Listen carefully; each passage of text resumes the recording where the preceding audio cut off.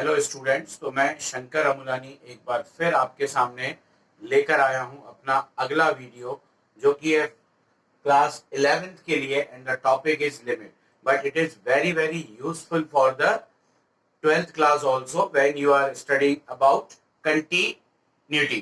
तो जब आप कंटिन्यूटी पढ़ेंगे तो उसमें आपको इसकी लिमिट की बहुत ज्यादा जरूरत पड़ेगी। So this is the very important topic, और मैं आपको बताना चाहूंगा कि यहां से आपकी शुरुआत हो रही है कैलकुलस की। आपने सुना होगा calculus is the very important branch of mathematics.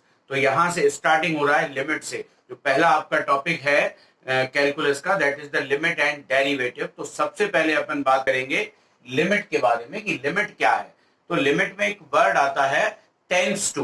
तो what is the meaning of X tends to A. सबसे पहले अपन जानेंगे कि इस एक्स टेंस टू ए का मतलब क्या होता है।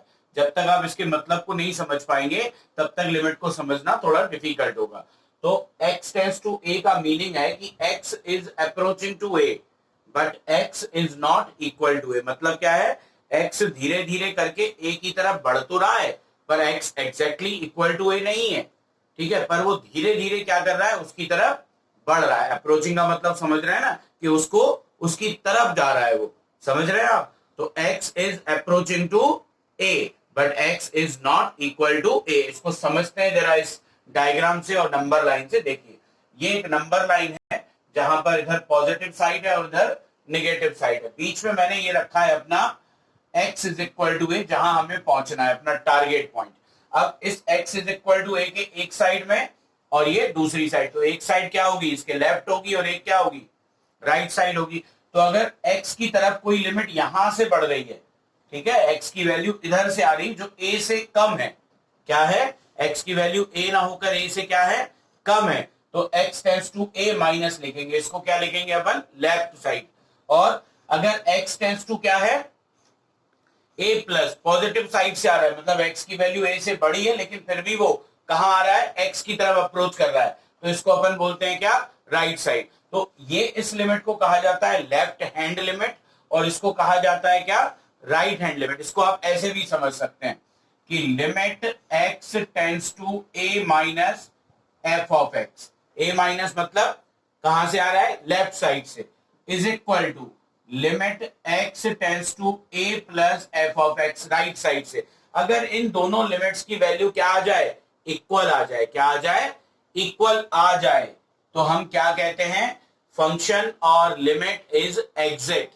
मतलब जो फंक्शन दिया जा रहा है, जिसके लिए अपन लिमिट की बात कर रहे हैं, या जो लिमिट दी हुई है वो क्या है, एग्जिस्ट है, मतलब उसका एग्जिस्टेंस है। बट अगर ये दोनों इक्वल नहीं है, क्या है, if x tends to a minus f of x is not is equal to limit x tends to a plus f of x, अगर इक्वल नहीं है, इसको हम इस वर्ड में भी लिख सकते हैं इस तरह से, LHL is not is equal to RHL. Left hand limit is not equal to right hand limit. Then we say the limit does not exist.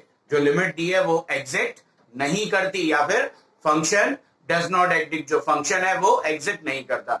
अब आपको एक चीज और समझनी होगी, मैंने यहां पर वर्ड लिखा हुआ है, जरा देखिएगा, limit x tends to a f of x is equal to l। मतलब क्या हुआ, ये एक फंक्शन है, ये क्या है, एक फंक्शन है, और इसकी लिमिट क्या है, x टेंस टू a। इसकी लिमिट क्या है, x टेंस टू a है, और लिमिट अप्लाई करने के बाद जो इसकी वैल्यू है वो कितनी है, l है। तो ये इस पूरे फंक्शन की वैल्यू है when x tends to a। But अगर यहां पर सिर्फ फंक्शन है और ये नहीं है, इसका अकेले का कोई मीनिंग नहीं है। अगर मैं ये लिखूं कि limit x tends to a only, fx नहीं है, then there is no meaning of this। Limit तभी एग्जिट होगी जब उसके आगे कोई फंक्शन होगा। लिमिट किसी फंक्शन के लिए वर्क करेगी। अब लिमिट का मतलब आप जानते हो ना, अगर हिंदी में अपन बात करें तो लिमिट का मतलब होता है एक दायरा, एक लिमिटेशन, समझते हो ना आप, एक सीमा पर्टिकुलर। तो जब तक कोई है ही नहीं, मान लीजिए मैं अगर एक क्लासरूम की बात करूं, ठीक है, अगर क्लासरूम में कोई है ही नहीं और मैं बोलूं कि everyone is goes to outside, जब कोई है नहीं तो वो किसी के लिए भी एप्लीकेबल नहीं है। लेकिन चार लोग एप्लीकेबल बैठे हैं और मैं कहता हूं कि आप सब बाहर जाइए, यहाँ पे कोई नहीं रह सकता या इन 4 के अलावा कोई नहीं, तो वो उनके लिए एप्लीकेबल है। तो यहाँ पर भी वही है, जब तक अगर कोई फंक्शन नहीं है तब तक इसका कोई मीनिंग नहीं है। तो ये limit x tends to a limit एक ऑपरेटर है जो बताता है कि इस फंक्शन के लिए जो x की वैल्यू है वो क्या क्या अप्रोच कर रही है, x की वैल्यू कहां आगे बढ़ रही है। समझ में आ गया? चलिए अब सीखते हैं अपन कॉन्सेप्ट ऑफ लिमिट। चलिए तो बात करते हैं लिमिट की। तो क्या है ये लिमिट? तो सबसे पहले समझते हैं इसके कॉन्सेप्ट को कि लिमिट क्या है। देखिए मैंने एक फंक्शन लेके रखा हुआ है x square minus 1 x minus 1, ये एक फंक्शन है। अब अगर इस फंक्शन में मैं x की जगह क्या पुट कर दूं, 1 पुट कर दूं, x की जगह 1, तो क्या होगा देखते हैं। रखिए इसमें value f of 1 is equal to 1 square minus 1 upon 1 minus 1। तो ये ऊपर भी 0 आ जाना है, नीचे भी 0। तो 0 अपॉन 0 क्या होता है? 0 अपॉन 0 क्या होता है? इट इज नॉट डिफाइंड, मतलब कुछ डिफाइन ही नहीं हुआ, इसको यहीं छोड़ देना है। लेकिन अब मैं क्या करूं, इसी फंक्शन को देखिए यहां पर तो मतलब ये हुआ कि fx is not defined at x equal to 1। अगर x की वैल्यू डायरेक्टली 1 है इसका मतलब fx जो है वो डिफाइन नहीं है, फंक्शन जो है वो डिफाइन नहीं है। अब अगर मैं इसी फंक्शन को थोड़ा सा अलग तरीके से सॉल्व करूं तो देखिए x square minus 1 upon x minus 1, तो यहां मैं a square minus b square की क्या लगा दूं, आइडेंटिटी। तो a minus b a plus b, और नीचे क्या है x माइनस 1, x माइनस 1 से x माइनस 1 कट जाएगा, क्या आ गया x प्लस 1। तो fx की वैल्यू आ गई x plus 1 only when x is not equal to 1। क्योंकि डायरेक्ट 1 था तो मैंने रख दिया, अगर 1 नहीं है तो मैंने इसको सिंप्लीफाई करके देखा, तो क्या आ गया x प्लस 1। अब जरा समझिएगा, अगर मैं इस x को कुछ वैल्यू देना चाहूं, ठीक है, if we give a value to x not exactly 1 नहीं, 1 रखेंगे तो तब तो 2 आना ही आना है। लेकिन अगर मैं एग्जैक्टली 1 नहीं दूं बट क्या करूं, 1 से थोड़ा सा ज्यादा दूं, slightly more than 1, then clearly the value, अगर मैं इसको 1 से थोड़ा सा ज्यादा दूंगा तो इसकी जो fx की वैल्यू है वो भी क्या होगी, 2 से थोड़ी सी ज्यादा होगी ना, 2 से ज्यादा। ऐसे ही अगर मैं यहां पर x की वैल्यू को क्या करूं, 1 से थोड़ा सा कम रखूं तो इस पूरे fx की वैल्यू क्या होगी, 2 से थोड़ी सी कम रह जाएगी, स्लाइटली लेस देन 2। और पहले वाले में जब x की वैल्यू 1 से ज्यादा है then the value of fx is slightly more than 2। समझिए इसको एक एग्जांपल के थ्रू कि अगर मैंने x को 1.1 रखा है, x को मैंने 1.1 रखा है तो fx कितना आ रहा है, 2.1। रख के देख लो इस इक्वेशन 1 में। फिर मैं अगर x को 1.01 रख रहा हूं तो f ऑफ x क्या आ रहा है, 2.01। अगर मैं x को 1.001 रख रहा हूं तो fx क्या हो रहा है, 2.001। ये तो मैंने मोर देन वैल्यू रखी, पर मैं क्या देख रहा हूं, जैसे जैसे ही आपका x है ये क्या आ रहा है, नियरर टू 1 आ रहा है। मतलब ये देखो 1.1 ज्यादा बड़ी वैल्यू है बट 1.01 और छोटी है, 1.001 क्या है, और छोटी है। अगर मैं 1.0000001 रखूं तो ये 2.0000001 जो कि अप्रोक्सीमेटली क्या होगा, 2 ही होगा, और ये भी अप्रोक्सीमेटली 1 होगा। मतलब जैसे जैसे x की वैल्यू क्या हो रही है, 1 हो रही है, वैसे वैसे क्या हो रहा है, fx की वैल्यू 2 के नजदीक आ रही है। अब जरा निगेटिव मतलब इस दूसरे में देख लेते हैं, लेस देन वाली कंडीशन में, कि अगर मैं x को 0.9 रख रहा हूं तो fx कितना आ रहा है, 1.9 आ रहा है। मैंने इसको 0.99 रखा तो ये 1.99 आया, 0.999 रखा तो ये 1. अब हम देख रहे हैं जैसे जैसे जो x है वो क्या हो रहा है, 1 के नजदीक आ रहा है, nearer to 1, then fx is nearer to क्या हो रहा है, 2 हो रहा है। तो fx क्या है, धीरे धीरे 2 के पास आ रहा है। तो यही मीन, इसका मतलब यही है, when x is approaches to 1 from right side fx will approach to 2 as x tends to 1 plus, इसका मतलब क्या है, राइट साइड, प्लस का मतलब क्या है, राइट साइड से, मतलब x की वैल्यू 1 ना होके 1 से क्या है, 1 से क्या है, ज्यादा है। अगर ज्यादा से कम की तरफ आ रहा है तो अपन लगाते हैं 1 प्लस राइट साइड से, तो fx भी तो क्या हो रहा है, 2, and this condition is known as right hand limit. अब दूसरी तरफ आ जाइए, अगर x जो है अप्रोच कर रहा है 1 from left side, left side से मतलब यहां से, जब x की वैल्यू 1 से क्या है, छोटी है, छोटी है तो लेफ्ट साइड से आएगा, तो हम क्या लिखेंगे, x टेंड्स टू 1 माइनस, तब भी x कहां अप्रोच कर रहा है, 2 की तरफ, ठीक है, this is called the left hand limit. तो अगर मैं इन दोनों का कंक्लूजन निकालूं, चाहे मैं लेफ्ट साइड से आ रहा हूं चाहे मैं राइट साइड से, लेफ्ट साइड क्या होगा, limit x tends to 1 minus, right side क्या हुआ, limit x tends to 1 plus, तो इन दोनों की वैल्यू क्या हो रही है, 2 ही तो आ रही है ना दोनों केसेस में, तो limit x tends to 1 is equal to 2, this is called the limit. इसका मतलब है कि ये जो लिमिट है और ये जो फंक्शन है ये क्या है, एग्जिट है। अगर ये दोनों लेफ्ट हैंड या राइट हैंड इक्वल नहीं आते हैं तो हम क्या कहेंगे, फंक्शन और limit does not exit, exit नहीं है वो, तभी वो इक्वल नहीं आ पा रहे। तो इसका मतलब क्या हो गया लिमिट का, लिमिट का मतलब ये है अब किसी पर्टिकुलर पॉइंट पर दिया जाएगा कि जैसे जैसे x जो अपना वेरिएबल है उस पर्टिकुलर वैल्यू की तरफ बढ़ेगा तो जो fx है वो भी एक पर्टिकुलर वैल्यू की तरफ बढ़ेगा। चलिए, तो हमने समझ लिया है कि लिमिट का मीनिंग क्या होता है। जैसे जैसे जो x की वैल्यू है वो अगर किसी पर्टिकुलर वैल्यू की तरफ बढ़ेगी तो पूरी की पूरी जो लिमिट उस फंक्शन की वैल्यू है वो भी एक पर्टिकुलर वैल्यू की तरफ बढ़ती है। बट इतना जानना जरूरी है कि लिमिट अकेले का कोई मीनिंग नहीं होता है, limit is always follow the function, जहां जहां फंक्शन जाएगा लिमिट उसके पीछे पीछे जाएगी। तो इसी पर बेस्ड कुछ फंडामेंटल थ्योरम्स हैं, आप समझिए जब अपन क्वेश्चन सॉल्व करेंगे तो वहां ये एप्लीकेबल होंगी। तो क्या है देखिए, limit x tends to f of x और g ऑफ x दो फंक्शन है, अगर इनका एडिशन या सब्ट्रैक्शन कुछ भी है और इनके सम में और सब्ट्रैक्शन में लिमिट है तो लिमिट क्या है, दोनों में सेपरेटली अलग अलग हो जाएगी, क्योंकि इसका अकेले का कोई मीनिंग ही नहीं है। इसका मीनिंग ये है कि इस फंक्शन में x की जगह हमें a को क्या करना है, अप्रोच करना है, बट डायरेक्टली पुट नहीं करेंगे आफ्टर सॉल्विंग, क्योंकि नॉट डिफाइन नहीं होना चाहिए। ठीक है, आगे देखो, अगर f ऑफ x और g ऑफ x इनटू में लिमिट x टेंड्स टू है तो भी ये लिमिट इन दोनों में अलग अलग हो जाएगी। ठीक है, लिमिट x टेंड्स टू है f of x upon g of x is equal to limit x tends to f of x division में लिमिट x टेंड्स टू है g of x, but limit x tends to है g of x is not equal to 0, क्योंकि ये 0 हो गया तो ये क्या हो जाएगा, नॉट डिफाइंड। ऐसे ही अगर मान लीजिए कोई फंक्शन पावर में है तो भी लिमिट उसके पावर में चली जाएगी, फंक्शन को क्या करेगी, फॉलो करेगी। तो जहां जहां फंक्शन जाएगा वहां वहां उसकी लिमिट जाती है, और इसका मतलब है लिमिट रिमूव कब होगी, जैसे ही अपन x की जगह पर ये वैल्यू पुट कर देते हैं तो ये लिमिट का जो सिंबल है ये हट जाता है, मतलब लिमिट क्या हो गई, अप्लाई कर दी अपन ने, एप्लीकेबल हो गई, फिर लिमिट का साइन हट जाता है। तो अब हम सीखेंगे कि क्या क्या मेथड होते हैं जिससे अपन लिमिट्स को सॉल्व करते हैं। चलिए तो समझते हैं एक एग्जांपल के थ्रू। तो ये क्वेश्चन है कि इवेल्युएट करना है किसको, limit x tends to 0 f of x। ठीक है, इसको इवेल्युएट करना है, जबकि f ऑफ x क्या दिया हुआ है, ये दिया है दो अलग अलग सिचुएशन में। फंक्शन की वैल्यू x प्लस 1 है, कब है, when x greater equal to 0, जब x 0 के इक्वल या उससे बड़ा है, और x माइनस 1 है इसी फंक्शन की वैल्यू कब, when x is less than 0, जब 0 से कम है। तो हमने अभी अभी सीखा था कि कैसे निकालते हैं लिमिट, हमें लेफ्ट हैंड लिमिट और राइट हैंड लिमिट दोनों को निकालना होगा। अगर दोनों इक्वल आती हैं तभी लिमिट क्या होगी, एग्जिस्ट होगी, और वही उसकी वैल्यू होगी। तो चलिए बात करते हैं लेफ्ट हैंड लिमिट की। तो लेफ्ट हैंड लिमिट क्या है, x टेंड्स टू 0 माइनस, कहां से आ रहा है ये, निगेटिव साइड से।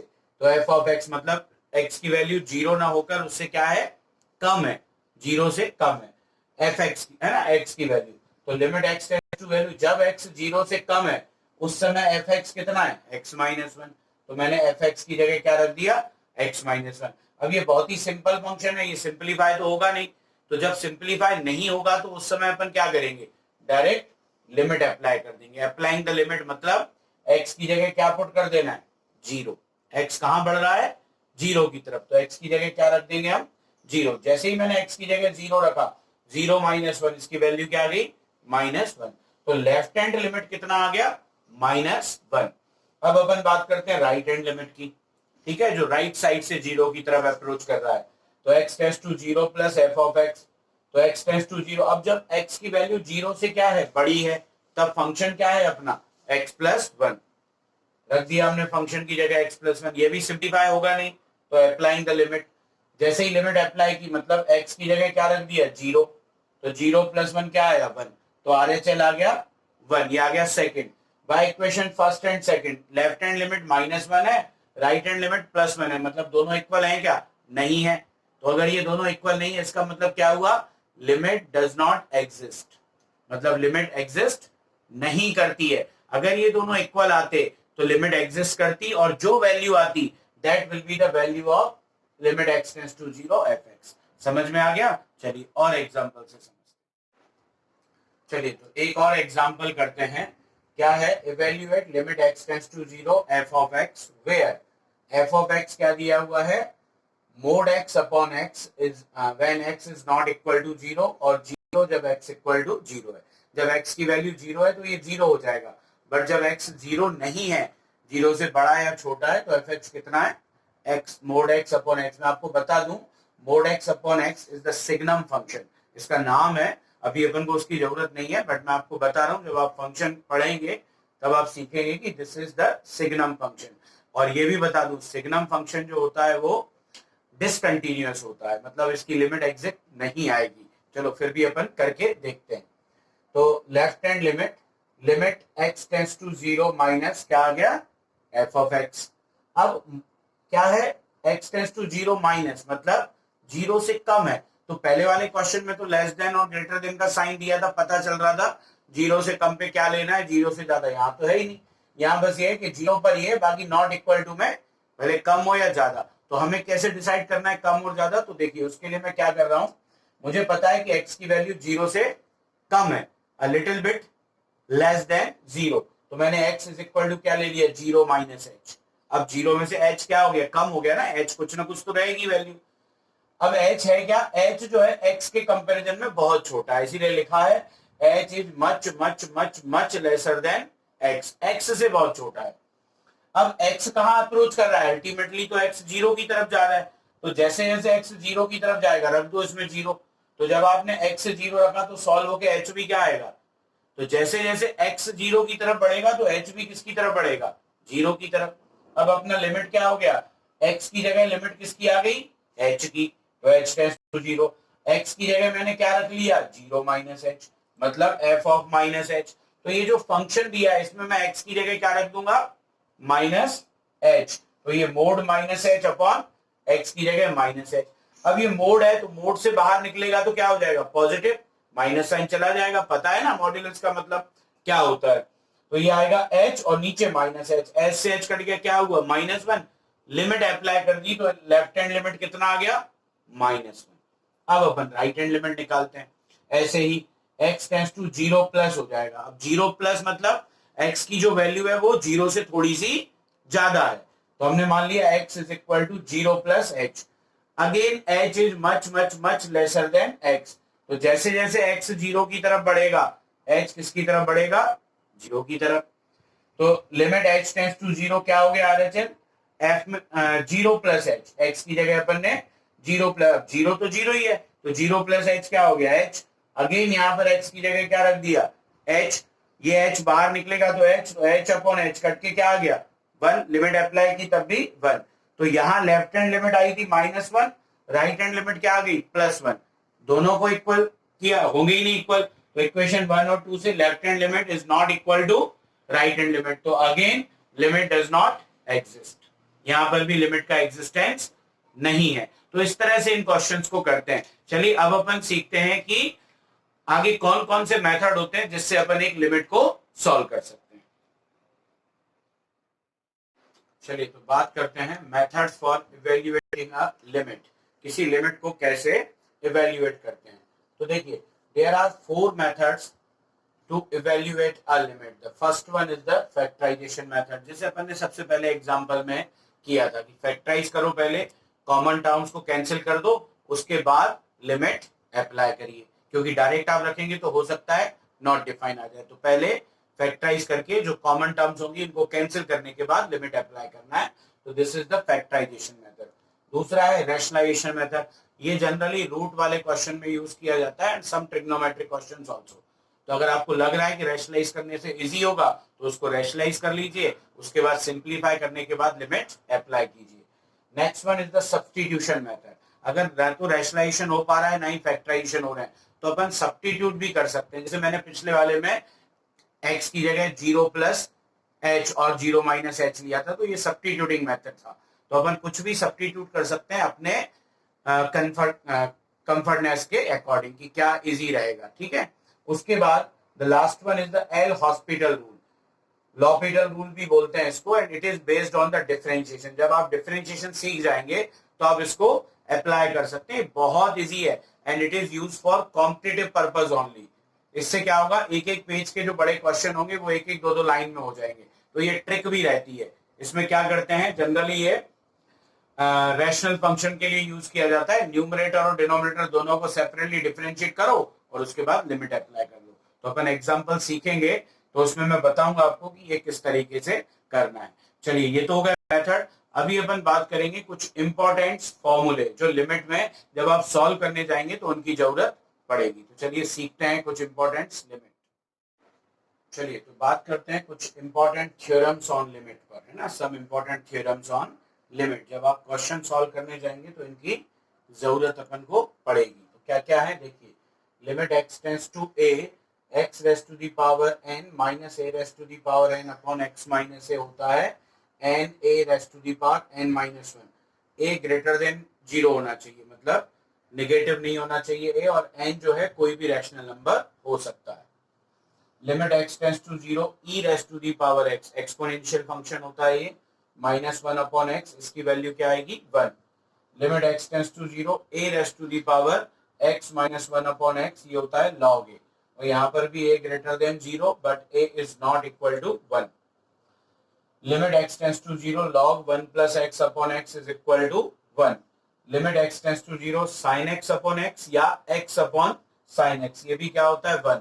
ये बहुत ही इंपॉर्टेंट थ्योरम है for all the trigonometric functions. जब अपन ट्रिग्नोमेट्रिक फंक्शंस में लिमिट को सॉल्व करेंगे तो इसका सबसे ज्यादा यूज होगा। And also limit x tends to 0 10x upon x, और x अपॉन 10x भी क्या होता है 1। आगे बढ़ते हैं। Now limit n tends to infinite 1 plus 1 upon n raise to the power n, इसकी वैल्यू होती है e। एंड ऑल्सो अगर मैं इसको 1 अपॉन n को n कर दूं तो ऑटोमेटिकली लिमिट भी क्या हो जाएगी, चेंज हो जाएगी। तो limit n tends to 0 1 plus n और पावर में 1 अपॉन n, ये भी e, एक ही बात है। तो this is called the Euler's definition of e। ये यूलर ने e के लिए एक डेफिनेशन दी थी, दैट इज कॉल्ड। अब ये सारी की सारी प्रूफ हो जाती हैं और कभी कभी पूछी भी जाती हैं, ठीक है ना। ये सभी के सभी आठों थ्योरम क्या है, प्रूफ हो जाएंगी, और अपन मैं इनको अपने अगले वीडियो में आपको प्रूफ करके दिखाऊंगा। तो ये बहुत इंपॉर्टेंट थ्योरम्स हैं, इनको आप लर्न कीजिए। प्रूफ तो मैं आपको करवाऊंगा ही। अब इन पर बेस्ड कुछ क्वेश्चन है। अभी अभी हमने कुछ मेथड सीखे, कौन कौन से मेथड थे, is the factorization, substitution, rationalization and L hospital rule, और ये थ्योरम्स का यूज करते हुए अपन लिमिट के क्वेश्चन सॉल्व करेंगे। तो चलिए देखते हैं एक दो क्वेश्चन। चलिए तो ये क्वेश्चन करते हैं। क्या क्वेश्चन दिया हुआ है, इवेल्युएट करना है limit x tends to 1 x minus 2 upon में x square minus x minus 1 upon x cube minus 3x square plus x। अब मैं अगर डायरेक्टली लिमिट अप्लाई करूं तो ये 1 का स्क्वायर 1 माइनस 1 क्या हो जाएगा 0, 0 मतलब नॉट डिफाइंड, तो डायरेक्टली तो नहीं रखना है। तो इसको मुझे क्या करना पड़ेगा, सिंप्लीफाई। तो देखिए कैसे करेंगे, limit x tends to 1 x minus 2, यहां से x में कॉमन ले लूंगा तो क्या आ जाएगा x माइनस 1, यहां पर से भी x कॉमन ले लेंगे तो आएगा x square minus 3x plus 2। ठीक है, कोई प्रॉब्लम। अब इसको और फैक्टराइज करेंगे, फैक्टराइज करना तो आता है हमको। तो limit x tends to 1 x minus 2 x minus 1 1 upon x। अब देखिए क्या होंगे फैक्टर्स, 2 1 या 2, तो 3 के ऐसे दो फैक्टर क्या होंगे जिनका सम 3 और तो 2 प्लस 1 ही होंगे। तो ये आ जाएगा x square minus 2x minus x plus 2। ठीक है, अब क्या बन जाएंगे आगे, limit x tends to 1 x minus 2 upon x minus 1 1 upon x तो है। अब देखो एक पेयर ये बनेगा, एक इसमें से x कॉमन तो x माइनस 2, इसमें से माइनस 1 तो x माइनस 2, मतलब जो फैक्टर बनेंगे वो x माइनस 2 और x माइनस 1। ठीक, अब क्या करो एलसीएम ले लो, क्योंकि नहीं तो अगर अभी भी लिमिट अप्लाई करेंगे तो ये भी 0 हो जाएगा, ये भी, और 0 हो गया मतलब नॉट डिफाइंड, तो हम नहीं रख सकते।